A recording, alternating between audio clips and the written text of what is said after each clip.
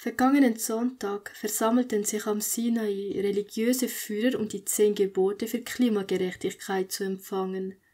Rund 40.000 Teilnehmer sind in Scharen in die Sinai-Wüste geströmt, darunter über 100 Weltführer sowie Führungskräfte aus der Wirtschaft und anderen Sektoren.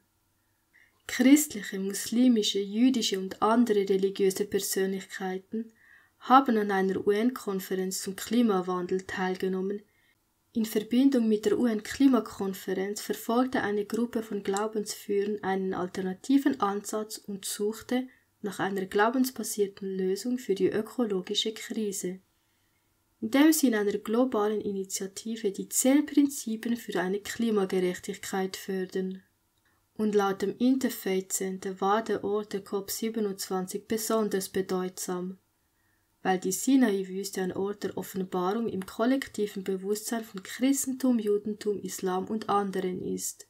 Und so hatte man am Sonntag eine Klimareue-Zeremonie abgehalten und einen prophetischen, interreligiösen Aufruf zum Handeln erlassen.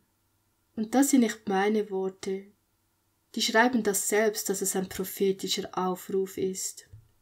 Wenn du dich also jemals gefragt hast, wie das nur sein kann, dass eines Tages ein weltweites Sonntagsgesetz kommen soll, bei dem alle Religionen und die ganze Welt dahin gebracht werden, diesen anzunehmen, dann kann ich dir versichern, ist genau das, was wir hier sehen, die Antwort auf diese Frage.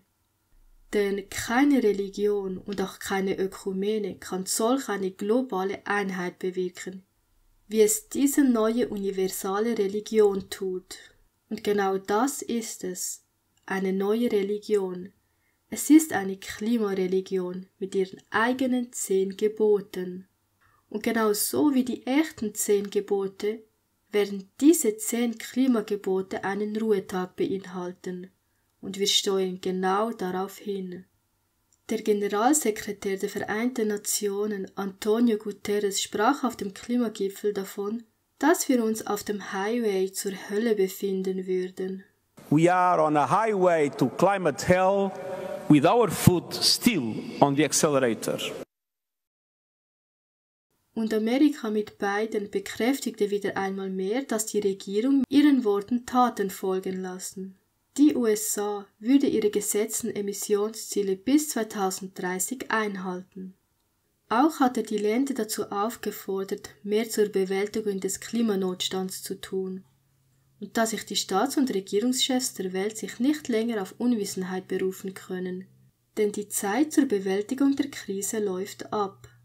Findet ihr es nicht auch sehr interessant, wie hier sowohl Staats- und Regierungschefs aus der ganzen Welt als auch die Weltreligionen zusammenkommen und alle das gleiche Ziel vor Augen haben, nämlich die Rettung dieses Planeten, und dass das lammähnliche Tier aus Offenbarung 13 Amerika natürlich mit Beispiel vorangeht und alle anderen Länder dazu aufruft, diesem Beispiel zu folgen. Good afternoon, everyone. The climate crisis is about human security, economic security, environmental security, and the very life of the planet. Meine Lieben, vor unseren Augen erfüllt sich Prophetie. Doch kehren wir doch noch einmal zum Anfang zurück. Hier wird uns nämlich gesagt, dass Glaube und Religion erforderlich wären für die Umsetzung der Klimaziele. Rabbi Neril sieht Glauben und Religion als wesentliche Rollen bei der Lösung. Glaubensgemeinschaften zu nutzen, um die Nadel für die Befürwortung des Klimas zu bewegen, ist eine dringend notwendige und lohnende Anstrengung, erklärte er. Während die nationale politische Kultur so gespalten ist, ist der Glaube diese gemeinsame Grundlage, die die Grenzen aufweichen und Herzen und Köpfe öffnen kann. Und zu diesem Zweck verfasste er auch eine Eco-Bible, also eine Öko-Bibel. Und auch hier wieder, man spricht von einem prophetischen Aufruf zur Klimagerechtigkeit. Vom 6. bis 18. November findet auf der Sinai-Halbinsel Sharm el-Sheikh, Ägypten, die UN-Klimakonferenz COP27 statt. Religionsgemeinschaften und Religionsführer spielen eine Schlüsselrolle bei der Bewältigung des Klimawandels. und der Klimagerechtigkeit, die einen tiefgreifenden Wandel innerhalb der Gesellschaft erfordern. Ist das nicht sehr interessant? Es braucht diese religiöse Komponente, also Staat und Kirche, für die Umsetzung. Und wie sollen diese 10 Klimagebote aussehen? Hier hat sich jemand die Mühe gemacht und seine Ansicht finde ich ehrlich gesagt auch sehr prophetisch. Denn unter seinen 10+1 Klimageboten schlägt er einen globalen wöchentlichen kohlenstofffreien Ruhetag vor. Der gleiche Autor schreibt in einem Blog, und ich bin mir nicht sicher, ob es sein eigener ist, um das Klima zu retten, den Schabbat dekarbonisieren. Und obwohl ich offensichtlich ein Befürworter des Pariser Klimaabkommens bin, ist der beste Weg, den Klimawandel zu bekämpfen, im jüdischen Denken und Handeln verborgen und das Erbe aller Juden auf der ganzen Welt, den Schabbat dekarbonisieren. Verwandeln Sie den Schabbat in einen echten Tag der Ruhe und des Konsumverzichts.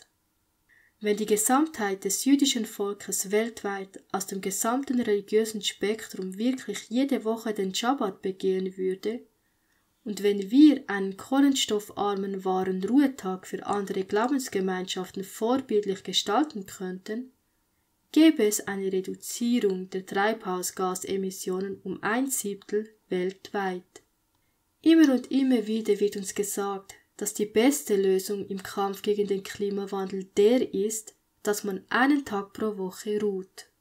In den letzten paar Jahren hören wir das immer häufiger. Man will einen globalen wöchentlichen Ruhetag.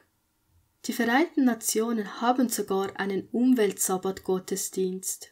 Es gibt das Green Sabbath Project, WACO und.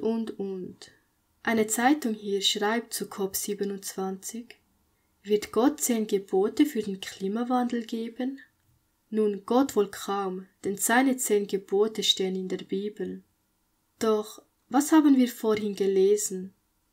Sagt Amerika nicht, wenn wir diesen Kampf gewinnen wollen, muss sich jeder an 1,5 Grad ausrichten? Guterres davon, dass wir uns auf dem Highway zur Hölle befinden. Doch wisst ihr was? Das ist alles die Sprache des ersten Tieres aus Offenbarung 13. Denn ist es nicht der Papst, der davon spricht, dass wir einen Bruchpunkt erreicht haben und dass wir unbedingt den Temperaturanstieg auf 1,5 Grad begrenzen müssen? Auch sagt er, dass es eine verantwortungsvolle Zusammenarbeit zwischen allen Nationen erfordert, bei der Vorlage von Klimaplänen oder ehrgeizigen national festgelegten Beiträgen, um die Netto-Treibhausgasemissionen so schnell wie möglich auf Null zu reduzieren. Es ist die Sprache von Laudato Si, denn in seiner Umweltenzyklika macht er sehr deutlich, an welchem Tag wir ruhen sollen zur Bekämpfung des Klimawandels. Meine Lieben, wir haben es hier mit einer meisterhaften Täuschung zu tun. Daher ist es an der Zeit, dass wir endlich aufwachen. Denn sonst werden wir auf diese große und letzte Lüge Satans hereinfallen. Weil jeder denkt, es geht ja nur um Gottes Schöpfung und nicht um irgendein religiöses katholisches Gesetz. Doch genau das ist ja die riesengroße Täuschung. Und es ist an der Zeit, dass das jeder erfährt und auch erkennt, gerade auch Adventisten. Ich wünsche euch Gottes Segen und bis zum nächsten Mal bei Ein Licht in der Dunkelheit.